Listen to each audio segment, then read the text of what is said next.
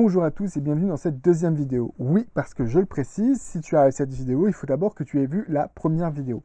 Je le rappelle, l'idée c'est d'explorer Apocalypse 12 et 13 et d'arriver à interpréter ce passage-là pour savoir de quoi il s'agit. Pour cela, on a fait une première vidéo dans laquelle on a posé les bases du texte, on a fait une analyse littéraire, descriptive de ces textes-là, de quels étaient les personnages, les chronologies, etc. Je vais me baser donc sur cette vidéo-là pour pouvoir interpréter le texte-là et lui appliquer une réalité historique. Donc si tu n'as pas vu la vidéo, il faut d'abord aller la voir, sinon tu vas rien capter à ce que je raconte. C'est parti. Donc je rappelle avec ce graphique ici qu'on avait vu qu'on avait 3 tableaux et que ces 3 tableaux tournaient autour de 3 périodes de temps différentes. On avait ce qui se passait avant les 1260 avec le dragon, ce qui se passe pendant les 1260 avec la bête et ce qui se passe après les 1260 avec le faux prophète. Ce qui encadre les 1260, c'est notamment le début d'activité de la bête, mais surtout la fin d'activité de la bête qui va se traduire par une blessure mortelle. J'aimerais commencer par ces 1260 qui vont nous aider à pouvoir identifier qui fait quoi. 1260 jours, 42 mois ou 3 ans et demi, c'est une période prophétique, symbolique,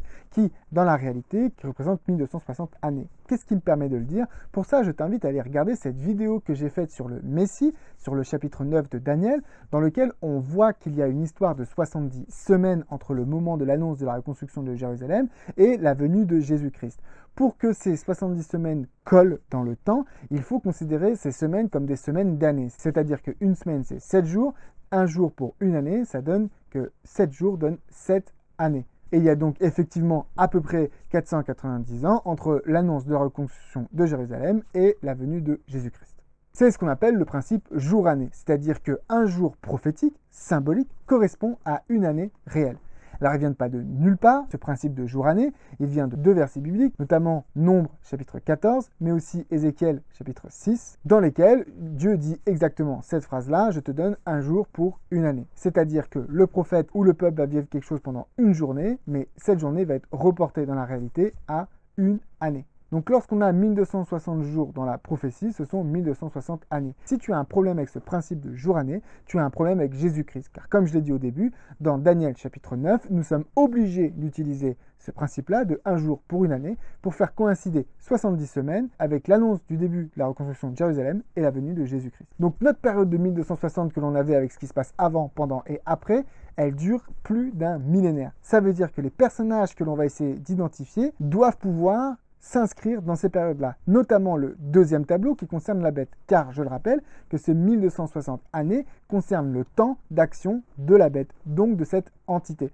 Il nous faut trouver une entité pendant cette période-là. Mais revenons un petit peu d'abord à notre dragon, à ce premier tableau. En fait, Apocalypse chapitre 12, verset 9, nous donnait très précisément et très exactement l'identité de ce dragon. Le verset 9 nous dit que le dragon, c'est Satan, le serpent ancien, en référence à Genèse chapitre 3. Mais il y a un petit détail qu'on a déjà vu dans la vidéo précédente, c'était que le dragon, certes, il est actif pendant le premier tableau, mais il est aussi actif dans les 2 autres tableaux. Donc quelque part, le dragon, il est un peu tout le temps là. On avait d'ailleurs vu que la bête d'Apocalypse 13 était similaire physiquement au dragon.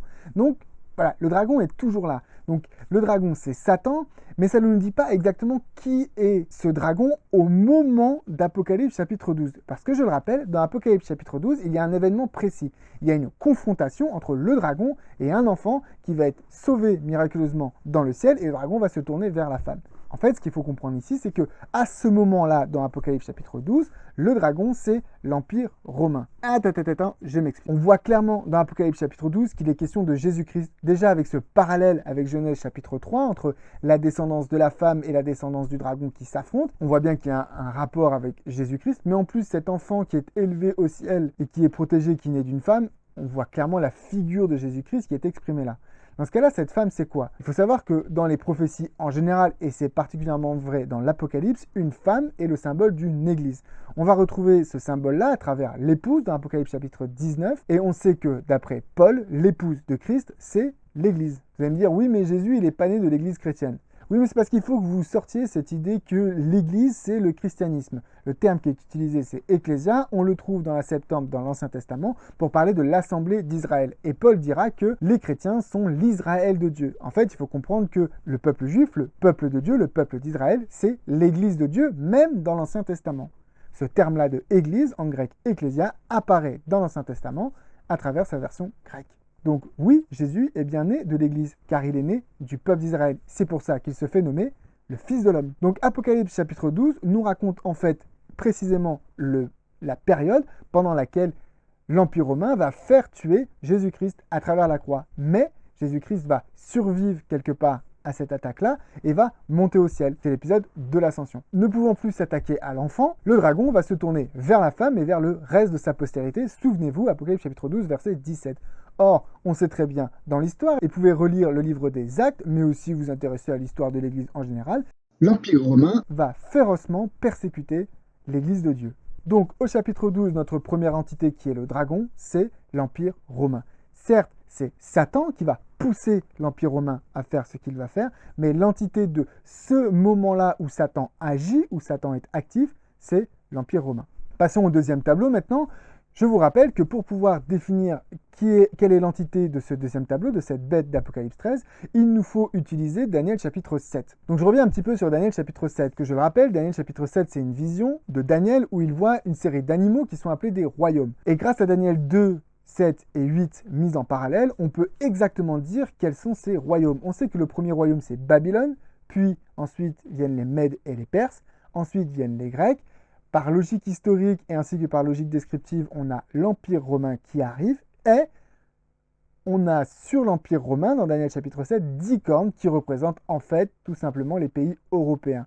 Ce sont 10 cornes qui vont naître sur les cendres de l'Empire romain. Donc 10 cornes qui poussent sur la tête de la bête. Donc ces 10 cornes sont clairement les royaumes européens qui sont nés sur les centres de l'Empire romain. Chose intéressante parce qu'on a vu que dans le premier tableau, le dragon représentait aussi l'Empire romain. Donc on a une suite logique. Si la bête affreuse de Daniel 7, c'est l'Empire romain et qu'on s'intéresse à l'Empire qui suit, les 10 cornes, c'est-à-dire ces royaumes européens, on voit qu'on a un parallèle qui colle avec Apocalypse 13 puisqu'on a d'abord l'Empire romain à travers le dragon, puis une entité nouvelle qui arrive au chapitre 13.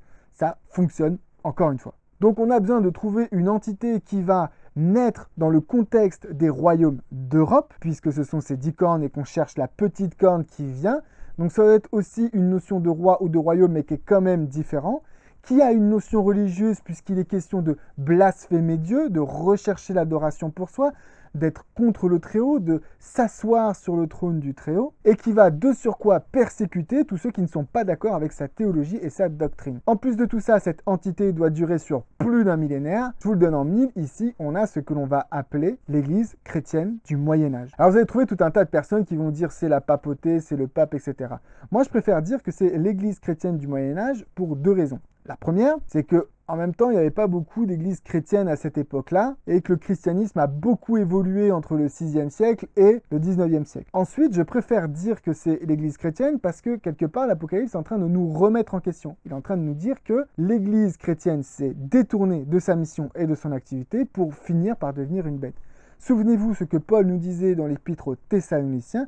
Il nous dit que l'apostasie doit arriver premièrement et Jean nous dit dans ses épîtres que l'Antichrist vient de chez nous, c'est-à-dire des chrétiens.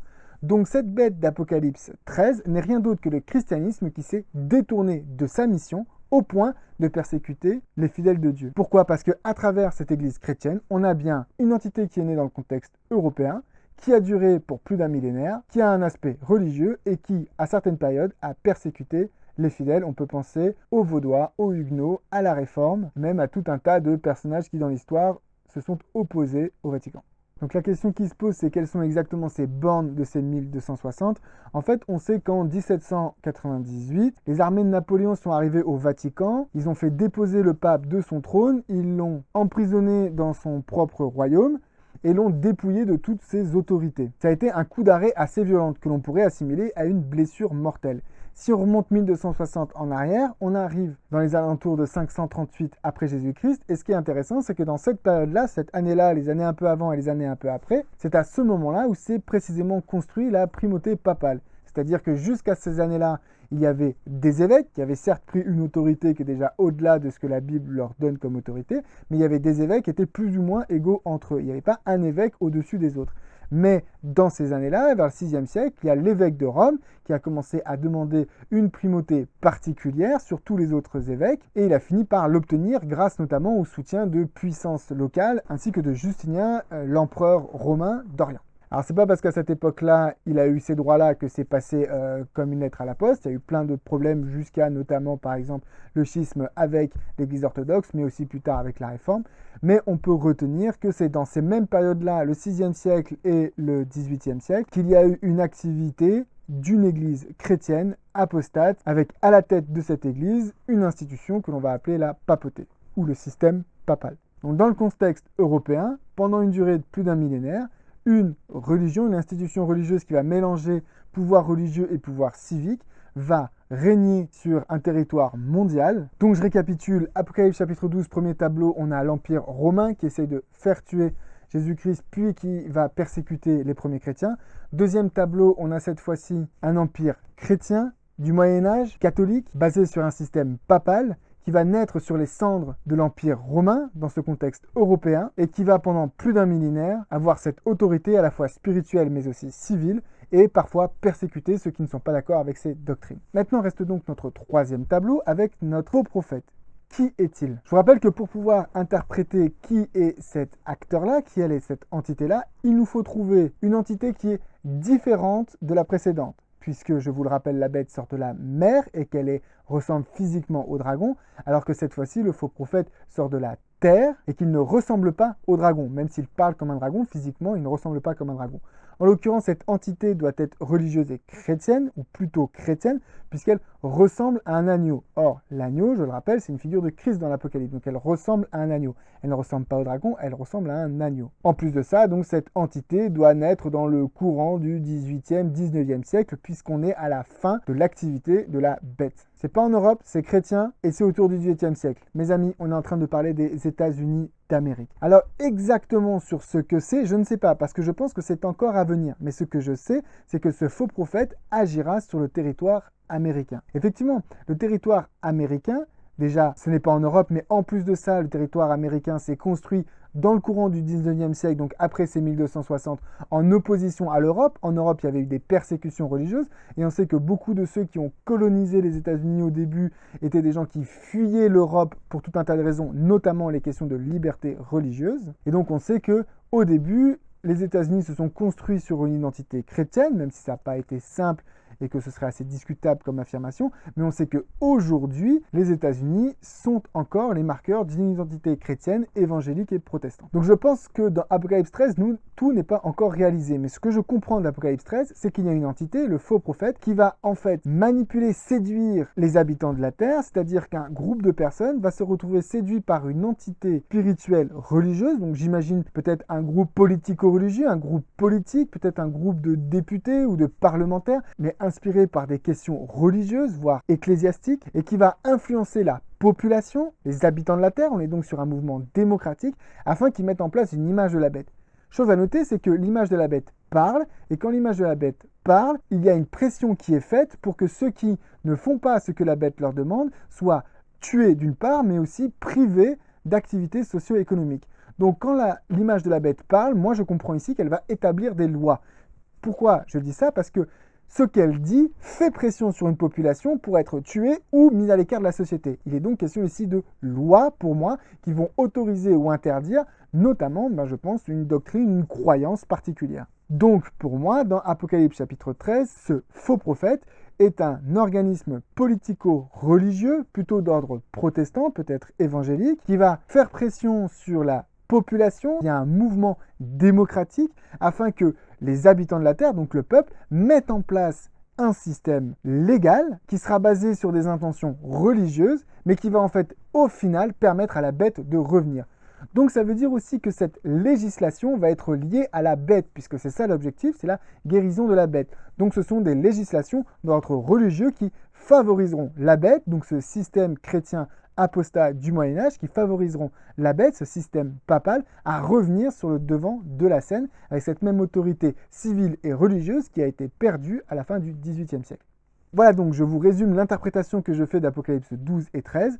Apocalypse 12 est ce dragon, certes c'est Satan, mais dans le récit précis, dans l'événement historique qui est décrit dans Apocalypse 12, il s'agit de l'Empire romain qui a crucifié Jésus-Christ et ensuite persécuté les premiers chrétiens. Ensuite, Apocalypse chapitre 13, la bête qui nous est décrit, c'est la Rome chrétienne construite autour d'un système papal qui va persécuter ceux qui ne sont pas d'accord avec sa théologie et qui va durer pendant 1260 années, donc plus d'un millénaire, de 538 après Jésus-Christ à 1798. Ensuite, le faux prophète, c'est une institution qui doit encore arriver pour moi, qui n'est pas encore arrivée, mais qui va se dérouler sur le sol américain, qui sera une institution là aussi politico-religieuse, mais plutôt protestante ou évangélique, et qui va séduire via des miracles les habitants de la Terre, via un mouvement démocratique, afin que les habitants de la Terre, le peuple, puissent mettre en place des législations qui vont être favorables au système papal, au système chrétien du Moyen-Âge, mais défavorable aux vrais croyants, au vrai peuple de Dieu. Et c'est pour ça que je vais vous inviter à être attentifs dans mes vidéos, parce que je pense que c'est quelque chose qui pourrait se dérouler sous nos yeux. Parfois, en tant que chrétien, on finit par s'investir en politique pour de mauvaises manières. Et peut-être qu'on ne se rend pas compte, mais on est en train d'établir un système démocratique, mais injuste. Et donc, je voudrais vous inviter à être prudent lorsqu'il est question de politique et d'investissement chrétien au sein des politiques. Jésus a dit « Mon royaume n'est pas de ce monde, et vous serez toujours persécutés. » Donc si votre mouvement politique s'intéresse à instaurer un nationalisme chrétien, méfiez-vous, vous allez peut-être permettre de retomber dans un modèle religieux qui existait au Moyen-Âge. Et ce système a été plutôt défavorable aux vrais croyants. Voilà, je vous avais promis que je terminerai pour essayer de vous démontrer pourquoi est-ce que je pense que cette interprétation est vraie, notamment pour la troisième partie, celle concernant le faux prophète. En fait, il faut savoir que un des premiers, sinon le premier, à avoir évoqué cette interprétation d'Apocalypse chapitre 13 à partir du verset 11, c'est un personnage qui s'appelle John Andrews. Et John Andrews, ce qui est intéressant, c'est que lorsqu'il a dit ça, on était entre 1850 et 1860. Donc, il a étudié la question d'Apocalypse 13, parce qu'il faut savoir que ce que je vous ai dit sur Apocalypse 12 et 13, cette histoire de l'Empire romain, donc ce qu'on appelle souvent la Rome païenne puis la Rome chrétienne, c'est pas nouveau, ça fait très longtemps que ça a été interprété ainsi. C'est-à-dire même si on remonte dans les siècles précédents, cette interprétation-là existe et elle était même majoritaire pendant l'époque de la Réforme. C'est que récemment qu'on est rentré dans du prétérisme ou du futurisme et qu'on a interprété l'Apocalypse un petit peu différemment. Si ça vous intéresse, je peux vous faire une vidéo sur l'histoire de l'interprétation de ces deux passages-là, et notamment quels sont les auteurs qui se sont prononcés en faveur de ces interprétations-là, pour que vous puissiez voir que c'est pas sorti du chapeau, ça sort pas de nulle part. Même si c'est pas l'interprétation qui est populaire aujourd'hui, c'est une interprétation qui a été populaire dans le temps. Mais par contre, pour cette partie-là sur le faux prophète et la relation avec les États-Unis, un mouvement démocratique qui va mettre en place des lois religieuses défavorables au vrai peuple de Dieu, ça c'est plutôt quelque chose d'inédit que l'on doit à John Andrews. Mais ce qui est intéressant, c'est qu'au moment où John Andrews va donner cette interprétation, on est, vous voyez, dans la première moitié, au milieu du 19e siècle. Or, quelques années après, on va avoir ce qu'on appelle la guerre civile aux États-Unis. Donc, Andrews est en train de dire à cette époque-là que les États-Unis d'Amérique vont devenir la première puissance mondiale, de laquelle va sortir tout un mouvement qui aura un impact internationalement. Il fallait oser à cette époque-là dire que les États-Unis allaient devenir première puissance mondiale parce que c'était d'abord un pays qui était encore en développement, c'est-à-dire les États-Unis tels qu'on les connaît aujourd'hui n'existaient pas. Il y avait une économie qui était quand même fragile, basée sur l'esclavagisme et le coton pour une partie d'entre elles. Et du coup, avec cette guerre civile, elle a été très fragilisée. C'était une guerre civile horrible qui a fait énormément de morts. Et au milieu de tout ça, il y a un homme qui te dit les États-Unis vont devenir première puissance mondiale. Et aujourd'hui, on est obligé d'admettre qu'il avait raison. Les États-Unis sont devenus première puissance mondiale. Et donc c'est pour ça que moi j'adonne beaucoup de crédit à cette interprétation-là. Parce qu'il y a un homme qui a donné une interprétation non pas à cause de ce qu'il lisait dans les journaux ou ce qu'il voyait dehors, etc. en se disant bon, parce que ça c'est un truc qu'on fait beaucoup en ce moment, c'est on regarde le journal télévisé et ensuite on va lire l'Apocalypse. Mes amis, c'est l'inverse qu'il faut faire. Prophecy first. D'abord, on lit la prophétie, d'abord, on lit la Bible et ensuite, on va regarder le journal télévisé. Et on interprète le journal télévisé en fonction de ce que l'Apocalypse nous dit et pas l'inverse. Faites très attention à ça. Il y en a beaucoup qui vous balancent des interprétations parce qu'ils sont en train de vivre un truc à la télé. Et ça, c'est des interprétations qu'on a de plus en plus. Les gens se basent sur ce qu'ils voient au journal télé et à la télévision pour interpréter l'Apocalypse. Ce n'est pas ce qu'a fait John Andrews. John Andrews a pris le texte biblique, Apocalypse 12, Apocalypse 13, il a suivi la chronologie des choses, il a dit voilà, si toutes ces choses-là sont justes, voici ce qui devrait arriver. Qu'est-ce qui devrait arriver? Les États-Unis deviendront première puissance mondiale au point d'avoir une influence sur le monde et il va y avoir aux États-Unis un mouvement démocratique qui va amener des législations qui seront contre le peuple de Dieu. Pourtant, ces législations seront emmenées elles-mêmes par des protestants et des évangéliques. Donc voilà pourquoi est-ce que je donne beaucoup de crédit à cette interprétation et qu'on va avoir beaucoup de mal à me déboulonner de cette interprétation. Voilà, c'était deux vidéos, j'espère qu'elles t'ont intéressé. peut-être probablement que tu as une autre interprétation. Si tu as envie, tu peux me la mettre en commentaire pour qu'on puisse partager les uns avec les autres. J'aimerais préciser un élément important, même si je suis assez convaincu de cette interprétation de l'Apocalypse, et je crois qu'elle est importante pour que justement on ne soit pas détourné de notre vraie mission et qu'on ne se laisse pas détourner par des mouvements pseudo-chrétiens qui essayent de nous emmener quelque part alors que c'est pas là que l'Apocalypse nous dit d'aller. Je suis donc très prudent sur ces interprétations-là. Je considère que ce n'est pas une interprétation de la prophétie qui nous sauve. De fait, on peut être en désaccord sur l'interprétation de la prophétie. Ce qui compte, c'est ta relation avec Jésus-Christ. Moi, je crois que cette interprétation de la prophétie nous invite à être d'autant plus prudents avec ce qui se passe dans le monde aujourd'hui et qu'elle nous invite à avoir une vraie relation avec Jésus-Christ et que l'Esprit Saint, par le don de prophétie, nous permettent de mieux comprendre ce qui se passe et de ne pas se laisser détourner par des fausses doctrines et des faux mouvements. Mais ce qui compte, mon ami, c'est bien ça, c'est ton intimité avec Jésus-Christ.